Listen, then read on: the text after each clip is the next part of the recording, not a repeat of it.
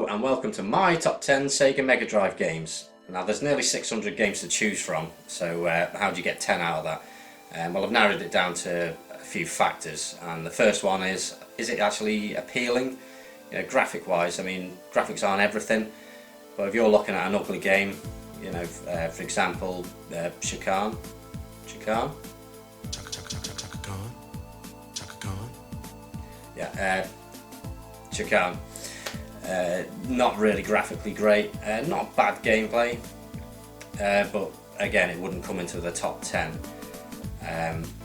You've got to feel in control of the character as well, and if the character handles badly and just goes all over the place, Bubsy's a prime example for that, just slippery controls, terrible, and it's just makes it a crap game. And a balanced difficulty level. If it's too easy, it's not very interesting. If it's too hard, like Ghouls and Ghosts, it just makes you want to rage quit. And Ghouls and Ghosts is a fantastic game, there's no doubt about it. But to me, it's just an impossible game. I can only get so far through it. So this is my top 10 of games that are playable, look good, and just has huge replay value. So we'll start off with number 10. And that's The Punisher. Okay, this is the NTSC version, not the UK version, but a cracking game. And it's a great beat 'em up. It's not a perfect arcade conversion, sadly, but it looks very similar. Plays great, graphics are amazing. Again, it's a Capcom classic. Like, just Capcom, they just can't do any wrong. Sprites are really detailed, and the gameplay is just fun, and I don't think I've ever completed it, but still a great game. I'll always go back to it. Number 9 is Road Rash. Not Road Rash 2, that is probably a better game, but I own this from new and I love it. It's just a unique twist on a racing game where you can just ride along back roads and kick the shit out of other bikers. Again, a challenging game most of the way through the game, but doable. It is doable, and you can upgrade your bike and just knock shit out of everyone, and that's the whole fun of it, is just race and punch and kick. So, a great game. Now for number 8, and that is Alien 3. Very mixed opinions on this one. As I've said in a Hack Pack review, the hacked version of it,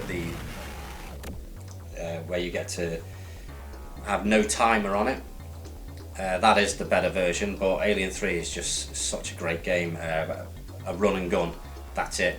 Just run through the level and shoot the aliens, save the hostages, get out. As I've said before, the timer is a bastard, but what a game. Looks great, great parallax scrolling. Music is fantastic. The sound effects are great, and it's just brilliant. Just run and blow the shit out of aliens. It's fucking awesome. Number 7 is Chuck Rock.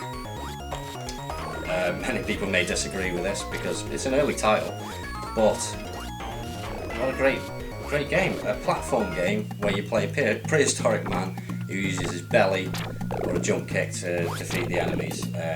It's just fun, that's all it is. There's nothing serious about it. It's just go through the levels and belly bop, I suppose, any bad guys that come in your way. The bosses in this game are pretty huge and comical as well. I think I remember it might be the first boss, which is a rhino that blows raspberries at you and has a plaster on his face or something daft like that. Comical and brilliant. I prefer the Mega CD version simply because of the soundtrack. I probably steer more towards that one than the Mega Drive version, but the Mega Drive version is, again, a brilliant game on its own. Number 6 on the list, Revenge of Shinobi. Now, I'm probably right in saying this is on everyone's top 10 Mega Drive games. We've done a badly played game review of this and we love it. It's an awesome game. Again, a platformer, play as a ninja, kill everyone in sight. Music done by Yuzo Koshiro, fantastic music. Gameplay wise, can be challenging, can be very challenging, but it doesn't make you want to give up. It's something you can always go back into, even if it's just to play the first couple of levels. It's still fun to go back to. An early title in the Mega Drive lineup, but what an example of a game. If anything shows off the Mega Drive, this is a good one, especially for an early title. Really good game. Number 5 is Sonic 3. A lot of people will disagree with my opinion on this. Sonic 2, I'm not arguing, is brilliant, so good.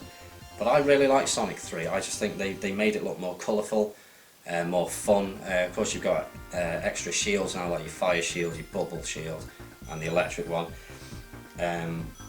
It just, to me, it just looked better and just played better. The Sonic sprite was a bit more bubblier. Just looked really good. Great level designs, and not only that, if you've got Sonic and Knuckles, you can get the full game out of it. So, awesome game. Number 4 is Streets of Rage. Now, again, this is going to be on everyone's top 10, probably top 5 like mine. What else can you say? There's no bad points about this game. It was an early release for the Mega Drive, and it was fantastic. It was a competition, I suppose, for Final Fight and Double Dragon, and Sega did an amazing job. Again, Yuzo Koshiro did the music for this. What a soundtrack. The characters controlled perfect. Comparing it to any other beat 'em up game now, it probably seems a bit more sluggish, but it's another game you can just pop in and play. It doesn't matter if you do the first level and second level and that's it. It's always great fun to pick up and play. 3 characters to choose from, all great characters. Level design's amazing. Big bosses, pain in the ass bosses, but awesome nonetheless. Number 3 is the Chaos Engine. To anyone in North America, this will be Soldiers of Fortune. Top-down shooter. I think it first came out on the Amiga, or the Amiga version is better than this anyway, apparently. It's a very steampunky type game. You just have to find the keys through the level and shoot all the bad guys. Again, simple fun. That's all it is. It's just simple fun. There's nothing serious about it. You just go around, try and find the exit, and move on. And I loved it. I managed to complete it years ago when this came out. And as basic as the ending is, it was very good. Very satisfying ending to it. Number 2 on my list is Rystar. Very late in the Mega Drive's life, but another platformer, and this was to sort of move on from Sonic, another kind of mascot, and I think they did a really good job of it. I think originally it was supposed to be a bunny rabbit, which I think was Sonic's original design, but they changed it into a star. A completely original idea, and it really works. It works well. You rather than jumping on enemies, you grab them and headbutt them and smash them. Huge bosses. The graphics are just insane. They have beautiful colours, considering the Mega Drive's palette was pretty crap. They did amazing work on this, and it looks beautiful. And I've never completed it, sadly, but I've never give up on it. It's always something that I can go back to and just have a bit of fun with.